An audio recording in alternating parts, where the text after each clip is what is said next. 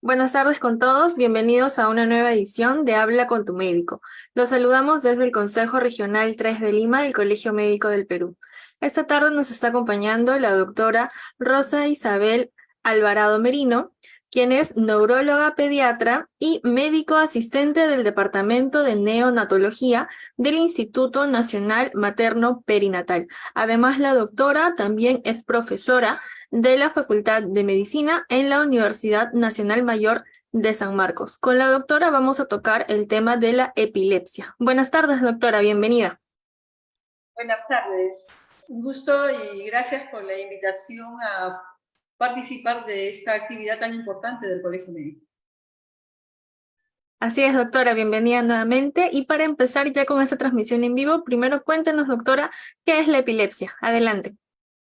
Bueno, la epilepsia es un trastorno neurológico que se caracteriza por la presencia recurrente y espontánea de convulsiones. ¿Qué son las convulsiones? O crisis convulsivas, son episodios de actividad eléctrica normal del cerebro que puede afectar la conciencia, ¿no?, el comportamiento y las sensaciones. No todas las epilepsias son iguales y dependiendo del grupo de neuronas, es decir, las células del cerebro que se activan, van a expresar diferente tipo de manifestación. En el Perú, no, de acuerdo a las estadísticas del Ministerio de Salud, 20 de cada 1000 personas sufren epilepsia. Esta prevalencia de la epilepsia es diferente en los países en vías de desarrollo como el nuestro, en donde los procesos infecciosos son una de las principales causas, a de los países desarrollados, ¿no? Bueno, nosotros en pediatría, nosotros tenemos la prevalencia en niños, o sea, es variable entre 3.4 y 8 por 1000 habitantes, no es en nuestro país, y va a depender de las diferentes áreas geográficas. Bien, doctora. ¿Y la epilepsia puede ser hereditaria? La epilepsia puede ser hereditaria, sí, en algunos casos, ¿no? Es que podríamos hablar no solo de epilepsia, sino de epilepsias, ¿no? Porque en realidad la epilepsia puede ser causada por muchos tipos de patologías que van a expresarse, ¿no?, en epilepsia, o sea, como manifestación de esta enfermedad crónica, que no es una enfermedad constante, o sea, la persona no es que está haciendo crisis a cada momento, salvo determinadas circunstancias, sino que son episodios, ¿no?, en que presenta estas crisis epilépticas, ¿no? Entonces, algunos sí pueden ser hereditarios. ¿Y cuándo sabemos que es hereditario? Por ejemplo, ¿no?, si hay algún familiar que haya tenido algún evento de crisis, ¿no?, ya sea en la infancia o en la juventud o ya de adulto, es un antecedente que nos dice, bueno, en mi familia hay alguien que tiene epilepsia. Si yo tengo epilepsia, puede ser que sea hereditaria, o sea, que pueda tener una causa genética, ¿no?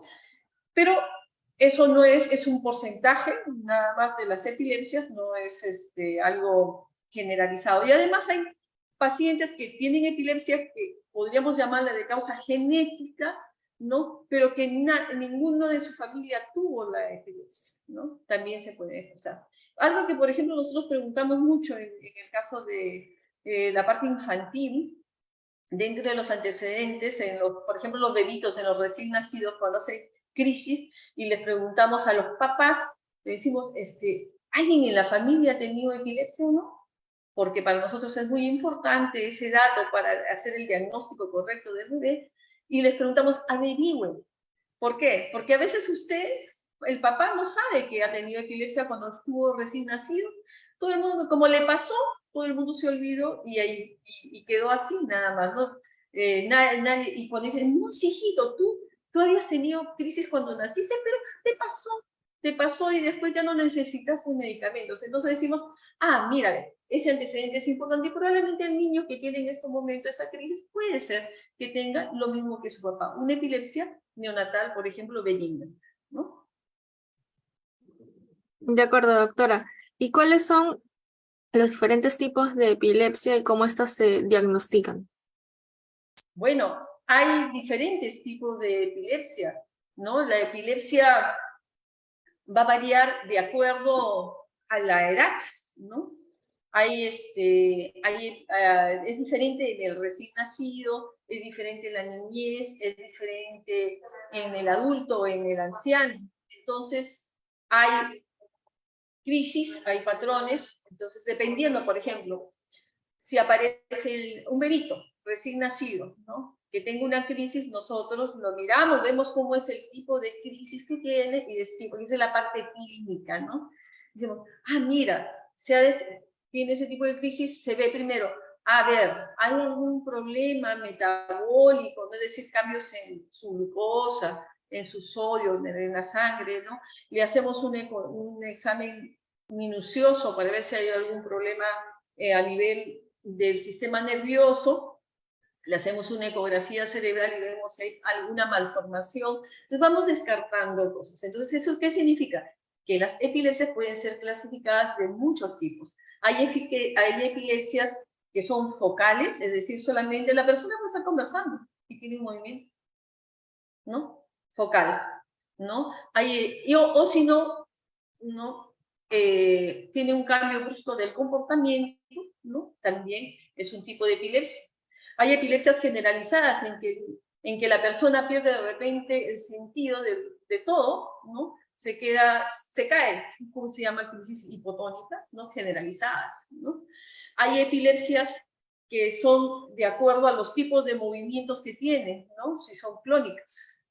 Hay epilepsias que son tónicas, se ponen duros los pacientitos, ¿no? Hay epilepsias en que las personas se quedan, especialmente entre los niños, entre los 10 años, que pueden presentar que se quedan con la mirada fija, ¿sí? Y después como que despiertan, ¿no? Que se llaman ausencias, ¿no? Entonces, hay diferentes tipos de epilepsias. Las epilepsias también, o sea, primero por la semiología que tienen, ¿no? Si son focales, si son multifocales, si son generalizadas, si son... Lo otro es si aparecen en la etapa neonatal, por ejemplo, serán epilepsias neonatales. Después, las que se presentan en la infancia, epilepsias en la infancia, ¿no? Epilepsias en la niñez, en la adolescencia, por ejemplo, si un joven, una adolescente de 15, 16 años, ¿no? De repente trasnocha y al día siguiente se despierta y se le caen las cosas justamente de las manos, no sé, y después trasnocha otra vez y al día siguiente en el colegio se cae, pierde el conocimiento y hace una postura tónica y convulsiones generalizadas, que es la epilepsia mioclónica juvenil, ¿no? Por ejemplo, ese es un tipo de epilepsia que tiene que ver con el aspecto clínico. Le tomamos un electroencefalograma y el electroencefalograma va a mostrar una característica específica. Y esa característica específica de las puntas, ondas que nosotros contamos, cuánto se presenta en un segundo, nos va a decir, mira, clínicamente y eléctricamente esto es una epilepsia mioclónica juvenil, ¿no? Pero si, por ejemplo, es una persona que tuvo una infección por las tenias, ¿no? Por comer carne que no está bien, tiene una tenia, una cisticercosis, esa se siembra, se va al cerebro y hace una convulsión focal, le toman una tomografía, ¿no? Y tiene una lesión en el cerebro, diríamos, esta es una epilepsia, ¿no? O sea, es decir, si las crisis se repiten, ¿no? De tipo focal ocasionada por una lesión estructural en el cerebro. Entonces, ese es otro tipo de epilepsia. O sea, las epilepsias tienen nombre y tienen apellido, ¿no? De acuerdo al aspecto clínico, de acuerdo a la manifestación que expresa, a la edad en que se presentan, a cómo progresan en el tiempo, ¿no? También a cómo progresan en el tiempo, si responden o no responden a los tratamientos, ¿no? Y de acuerdo a las características del electroencefalograma. De acuerdo, doctora Rosa. Doctora, ¿y cuáles son los factores que pueden desencadenar o empeorar las convulsiones en pacientes con epilepsia? Bueno, eso depende, como te digo, ¿no? Depende del tipo de epilepsia, ¿no? porque, por ejemplo, si el paciente tiene, pero en general para todos, es trasnochar, ¿no? Por ejemplo, no dormir a las horas. Si el paciente no duerme sus horas, probablemente al día siguiente puede presentar un episodio de una crisis epiléptica, ¿no? Lo otro que puede ser es que esté con mucho estrés, ¿no? Esté con mucho estrés y produce hiperventilación. Y si su epilepsia, su tipo de epilepsia se activa con la hiperventilación, ¿qué hace la hiperventilación? Cuando tú hiperventilas, lo que hace es que cambia tu medio interno, ¿no? Y hace que tú tengas una baja concentración de CO2 y eso produce cambios a nivel de la vasoconstricción cerebral y eso es lo que produce que la persona pueda hacer una crisis, por ejemplo, ¿no? Si el paciente es sensible, su crisis se desencadena por la exposición a luces, una de ellas es algunas epilepsias occipitales, ¿no? Entonces, si el niño, por ejemplo, el joven, bueno, está jugando en la computadora y está ahí con las luces del juego, entonces esa actividad va a producir y va a desencadenar una crisis epiléptica, si es que es predispuesto a ese tipo de estímulo, ¿no? El consumo de alcohol, ¿no? Si el paciente consume alcohol, la posibilidad de que presente una crisis es altísima, ¿no? Y lo más frecuente, por ejemplo, es cuando el paciente se olvidó de tomar los medicamentos o a veces por diferentes motivos no toman sus medicamentos, se baja la concentración del medicamento y el paciente presenta crisis. Y las crisis son a veces difíciles de tratar en esos casos, ¿no? Entonces termina la emergencia y tienen que en ese momento tomar una acción inmediata para el control de su crisis. Entonces, es importante, y esa pregunta es muy importante porque las personas tienen que saber que si requieren medicación, tienen que tomarla, ¿no? Que no deben consumir alcohol porque eso puede precipitar una crisis, que tienen que dormir bien, porque si no duermen bien, pueden desencadenar también una crisis, ¿no? Y entonces, por ejemplo, si los estados de deshidratación también, tomar agua adecuadamente, hidratarse de acuerdo a los cambios de temperatura, ¿no? Evitar la deshidratación, porque eso también, y evitar el ayuno, porque el ayuno también puede condicionar en algunos pacientes las crisis, ¿no? Doctora, y ante la epilepsia, ¿cuál es el papel de la resonancia magnética y el electroencefalograma? Bueno, digamos, a ver, el electroencefalograma es una herramienta importantísima para, primero, realizar, como apoyo al diagnóstico de epilepsia, ¿no? Además, el electroencefalograma, hay varios tipos, pero, por ejemplo, tenemos el video electroencefalograma también, que es lo ideal, ¿no? Tomar un video electroencefalograma, ¿por qué? Porque eso nos permite ver si la actividad clínica que vemos se relaciona, ¿no? Se relaciona con la actividad eléctrica, porque a veces resulta que no hay actividad eléctrica y hay una actividad clínica que no corresponde y no es una crisis, ¿no? Y nos permite hacer el diagnóstico diferencial, ¿no? En que si ese movimiento anormal es una crisis o no es una crisis. Lo otro es que el electroencefalograma tiene formas diferentes y existen patrones de electroencefalograma para algunos tipos de epilepsia, ¿no? Por ejemplo, podríamos decir 3G, 3.5G punta onda para las crisis de ausencia, ¿no? O salva supresión para el síndrome de Ohtahara en las epilepsias, en las encefalopatías epilépticas neonatales de mal pronóstico, ¿no? Entonces, o puntas focales específicas para un tipo de crisis focal o puntas occipitales, ¿no? Y ese es importante en relación al electroencefalograma. Ahora, como decíamos, también necesitamos hacer otros estudios de imágenes, porque al final vamos a tener estudios de electroencefalograma y tenemos que saber cuál es la causa de la epilepsia. Dentro de esas herramientas tenemos la resonancia magnética cerebral.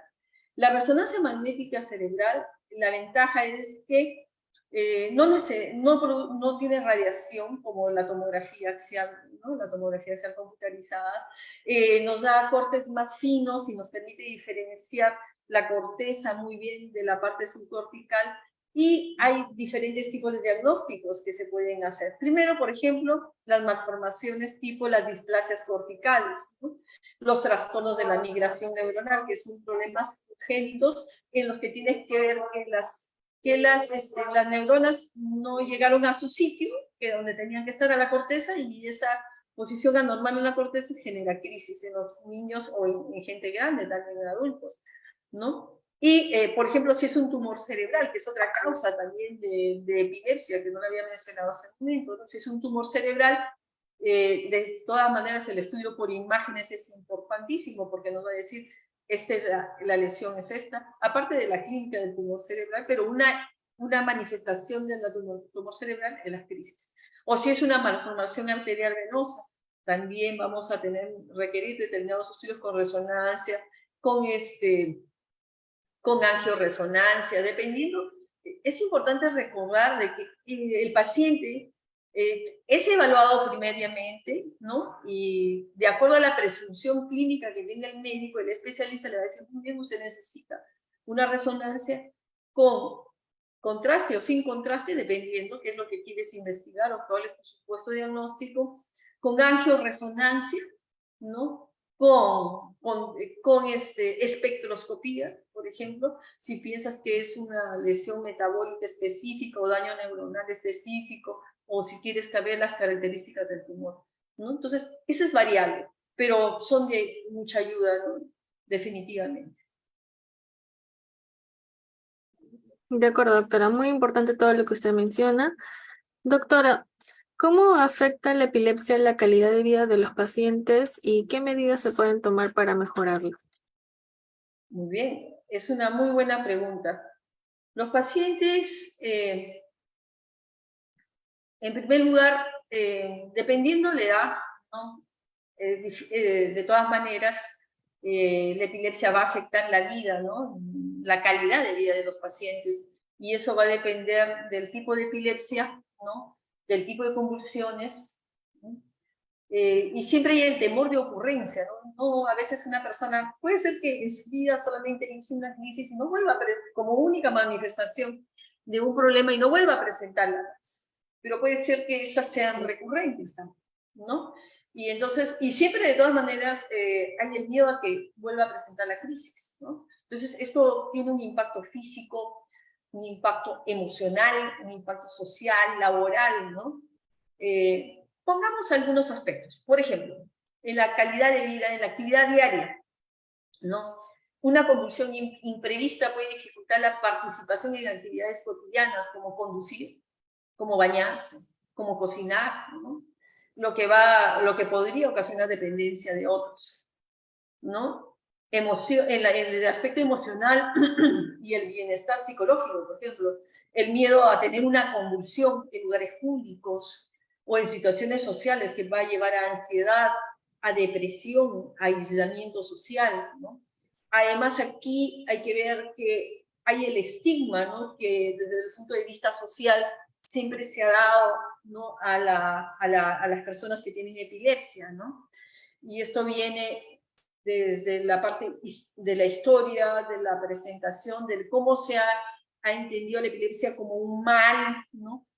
Como que el demonio se metió, ¿no? En esa persona, y entonces dice, hay que sacar el demonio. Por eso es que a veces recurren a estrategias que más van a dañar al paciente que lo que en realidad es el problema. Entonces hay que tener en cuenta que la epilepsia es una enfermedad, es un conjunto, ¿no? O sea, que representa un grupo de patologías, ¿no? De diferente causa.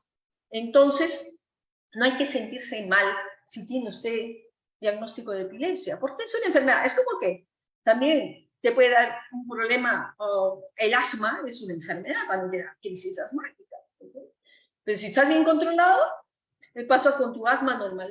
Igual, la epilepsia es una enfermedad que tiene muchas causas, y si se está bien controlado, no tienes, vas a llevar una vida de lo más normal posible, ¿no? Entonces hay que sentirse bien.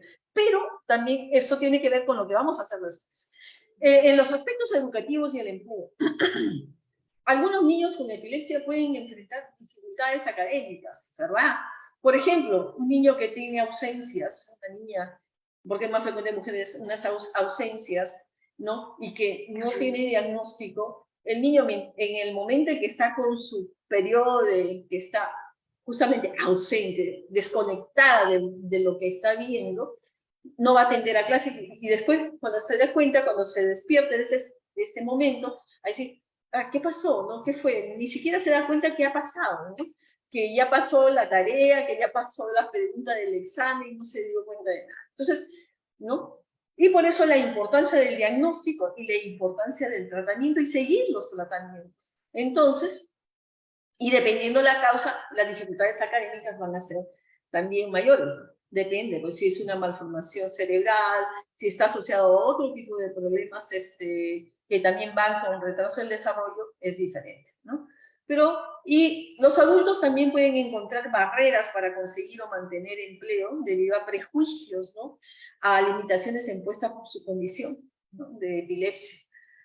En relación a la conducta y a la autoestima, pues algunos pacientes pueden experimentar cambios en su personalidad, en la autoestima, y, y así pueden inclusive a sentirse limitados por la enfermedad, ¿no? Y también, pues, los efectos medicamentos secundarios de los medicamentos. Es verdad, el medicamento te ayuda a controlar las crisis, pero también tiene sus efectos adversos, ¿no? Como todo, tiene sus efectos secundarios, y entonces algunos pueden producir fatiga, mareos, cambios del humor, ¿no? Y pueden afectar la calidad de vida del paciente, ¿no? Algunos pueden hacer que suba de peso, ¿no?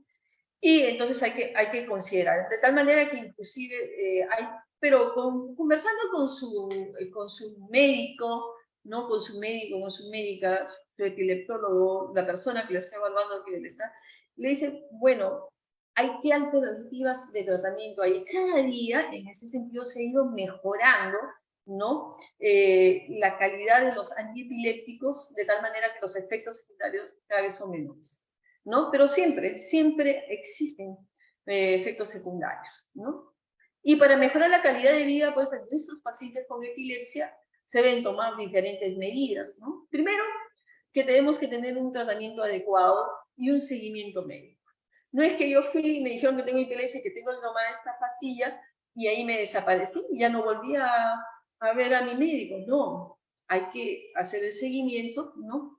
Hay que estar evaluando con revisiones periódicas y de tal manera que uno va ajustando la dosis de acuerdo y los tipos, el tipo de medicamento, el tipo de antiepiléptico, de acuerdo al mejor tratamiento que se necesita para nuestro paciente o nuestra paciente. El otro, hay que educar y concientizar, tanto al paciente como a la familia, ¿no? Hay que educar al entorno de nuestros pacientes, y por ejemplo, esta ventana que ha abierto el Colegio Médico también es importante porque nos permite educar a la población de la importancia que tiene y comprenda que el paciente con epilepsia es una persona más que tiene derechos, ¿no? Como todos, y que nosotros tenemos que respetar a esta persona, ¿no? El apoyo psicológico es importante, ¿no? A veces esos pacientes se pueden beneficiar con un apoyo psicológico, con psicoterapia, ¿no? Y la evaluación en este caso también neuropsicológica en los niños, ¿no? En los niños, en los adultos, en los jóvenes que tienen epilepsia, que es importante, ¿no? Para ayudar también a técnicas de manejo del estrés, puede ser el estrés, la ansiedad, cómo manejar estos aspectos, conversar con el paciente y entienda de que es importante que se adhiera al tratamiento, es decir, que permanezca en el tratamiento, que no lo abandone, que se sienta bien. Si se siente bien, ya no volví a tener crisis, pero por favor continúe con su tratamiento, no lo abandone, ¿no? Manténgalo, eso es importantísimo. Manténgalo, consulte a su médico, no, doctor, ¿no alguna alternativa? ¿Qué tengo que hacer? Siga las indicaciones siempre de su médico, es importantísimo. el estilo de vida saludable. Entonces, también hay que mantener un estilo de vida saludable. ¿Qué significa estilo de vida saludable? Significa que hay que tener una dieta equilibrada, ¿no? Ejercicio regular y hábitos, ejercicio regular, ¿eh? Eso significa, porque a nosotros siempre nos preguntan, dices, doctor, doctora, ¿y mi hijito que tiene ahorita, que tiene epilepsia, puede hacer ejercicio o no puede hacer ejercicio? Y claro que puede hacer ejercicio, ¿ah? Es importante saber que su hijo puede hacer ejercicio, ¿no? Y es importante que haga, que se hidrate bien durante el ejercicio, que no haga el ejercicio tanto el niño, el joven o el adulto en climas extremos, pues, ¿no? Puede hacer ejercicio, no hay ningún problema con el ejercicio, inclusive se recomienda el ejercicio dado que mejora la actividad psicomotora del niño, mejora la actividad del cerebro. Recordemos que el ejercicio ayuda a que el cerebro tenga mejor despertar, para que tenga mejor concentración y mayores habilidades cognitivas, ¿no? ¿Qué más es el estilo de vida? ¿No? Dieta equilibrada, dormir bien, es decir, si yo tengo ese problema, yo no me voy a trasnochar, ¿no? Voy a acostarme temprano, voy a tener mis horas adecuadas de sueño, porque sé que si yo me trasnocho puedo tener una crisis, ¿no? Y pues eso mejora mucho la calidad de vida del paciente con epilepsia. Es importante también el apoyo social, tanto el apoyo a los familiares como a los pacientes, con grupos de apoyo, ¿no? Que reconforten al paciente y ayuden a superar los desafíos de la epilepsia. Es importante tener seguridad y prevención, es decir, tomar medidas para reducir el riesgo de las lesiones durante las convulsiones, ¿no? Como evitar actividades peligrosas o utilizar dispositivos de alarma. Puede haber la confianza y seguridad, para reforzar la confianza y seguridad en el paciente, ¿no? Por ejemplo, las mesas, hay que proteger las esquinas, sobre todo, ¿no? Con cosas redondeadas, ¿no? Si yo sé que la persona es de difícil estar a pesar con la medicación, a veces tiene crisis, no voy a dejar que esté cocinando con agua, haciendo al fogón, porque se puede quemar, ¿no? Entonces hay que tener cuidado con eso. O sea, conociendo qué tipo de epilepsia, con qué se desencadena, haciendo un adecuado tratamiento y seguimiento, nosotros podemos también mejorar la prevención y la seguridad, ¿no? Y sobre todo el trabajo y la educación inclusiva, es decir, no hay que separar al trabajador porque tiene epilepsia, no hay que separar al niño de la educación porque tiene epilepsia, ¿no? Eso es importante. Y es importante que el Ministerio de Salud se inmiscuya y se comprometa también en poder darle a nuestros pacientes con epilepsia los mejores tratamientos, ¿no? Lo que significa que necesitamos que ingresen medicamentos adecuados para el control de la epilepsia, porque hay diferentes tipos de epilepsia y cada tipo de epilepsia necesita a veces un medicamento determinado. Y últimamente la ciencia, la tecnología ha avanzado de tal manera que nos permite tener acceso a nuevas estrategias de tratamiento, ¿no? Que a veces no ingresan al país porque todavía no tienen el permiso de ingreso y hace difícil, ¿no?, que podamos tratar a estos pacientes. Excelente, doctora. Muy interesante toda la información que ha compartido usted. ¿Desearía agregar alguna recomendación final, doctora?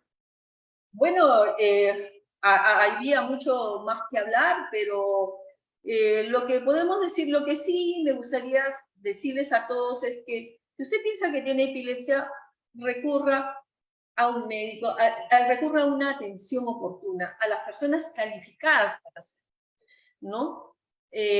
Uno. Dos, si le dan un tratamiento para epilepsia, cúmplalo, porque es importante. Adhiérase a su tratamiento, ¿no? No piensen, ay, que el medicamento hace daño. No, por favor, cumpla, los medicamentos son útiles. Hay otras estrategias de tratamiento que no hemos conversado hoy día, pero en alguna otra oportunidad puede ser, ¿no? Y lleve una vida saludable. Es decir, una dieta adecuada, hidrátese adecuadamente, haga ejercicio, duerma bien, ¿no? No esté trasnochando, no consume alcohol.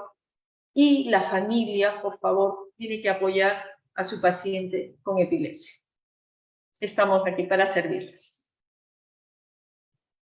Doctora, antes de culminar, tenemos una pregunta aquí en los comentarios. Nos dicen, en el manejo de primer nivel de atención en un niño con antecedentes de epilepsia por fiebre, ¿cuál sería el manejo si no viene con la crisis epiléptica? Bueno, si el paciente no... Bueno, es una pregunta de médico eso, ¿no? Porque, bueno, en primer lugar, ¿qué es una crisis febril? Ojo, que no es epilepsia, estamos hablando de crisis febril, porque ahorita hemos estado conversando de epilepsia. O sea, la epilepsia es una enfermedad en la cual hay crisis epilépticas mayor de 2 en un lapso de 24 horas, digamos, y que no tiene una causa como es sintomática, le decimos la fiebre, por ejemplo, no es porque le bajó en ese momento la glucosa, no es porque tiene hipernatremia, ¿no? Entonces, si yo tengo un niño, ¿no?, que está más de 6 meses y menos de 5 años, pues en ese rango, porque está por debajo de 6 meses y por encima de 5 años, así la crisis se presente con la fiebre, no es crisis febril. Esa es una de las características que está dentro de la definición. Le da. El otro, si el niño en ese momento no tiene crisis, lo observo. Si es que ha tenido la crisis en la casa, ¿no? Muy bien, le bajo la temperatura y lo observo. Recordemos que las crisis febriles se presentan dentro, a veces cuando está recién en la subida de la fiebre. Otro, veo que la crisis que ha tenido no corresponde a otro problema. Es decir, la fiebre y todo no corresponde a que es una meningitis, ¿no? No corresponde a que no es una encefalitis. Eso lo hace el médico, lo hace en emergencia, en el examen. Significa que tengo que examinar a mi paciente, ¿no? Entonces, una vez que determino que no es nada de eso, y digo que es, y ha tenido un ejemplo, lo observo, ¿no? Si no requiere hacer mayores estudios, lo puedo mandar a su casa. No necesito darle antibiótico. Y lo puedo después controlar en 24 horas. Importante, ¿no? El seguimiento de nuestro paciente. Si yo digo, muy bien, en 24 horas usted viene, pero así no hay problema. Lo que yo quiero confirmar es que el niño ha evolucionado bien, ¿no? No se olviden que es importante el control y el seguimiento de nuestro paciente. Doctor, antes de finalizar, nos dejó un comentario más la persona que realizó la consulta hace un momento. Nos dice, el paciente comenzó con convulsión con fiebre hace 3 años, pero siguió haciendo crisis espontáneas. Entonces eso ya no es convulsión febril, aunque ahora hay un síndrome, ¿no? Y eso por eso le digo, eso tiene que ser evaluado, o sea, esto no es para contestarlo en este momento. Es decir, lo que yo le aconsejo es, si ese niño ha seguido haciendo fiebre, ha seguido haciendo crisis sin fiebre, puede ser muchas patologías, ¿okay? Hay que ver, el niño tiene retraso de regresión del desarrollo, o no tiene regresión del desarrollo, como ha ido el crecimiento del perímetro cefálico, como ha ido las capacidades cognitivas de este niño, y hay varias patologías, síndromes epilépticos que empiezan con el niño con fiebre y después hacen crisis porque puede ser una esclerosis del hipocampo, puede ser cualquier otra patología. Listo, perfecto, doctora Rosa. Muchísimas gracias por haber participado esta tarde con el tema de epilepsia. Muy bien, y muchas gracias por la invitación y que tengan unas felices fiestas patrias. Igualmente, doctora, que tengan felices fiestas patrias. Hasta luego, doctora. Hasta luego. Invitamos a todo nuestro público a que nos sigan en nuestras redes sociales, en Facebook, en Instagram, en Twitter y en YouTube como CMP Lima, y con nosotros será hasta la siguiente semana. Buenas tardes con todos.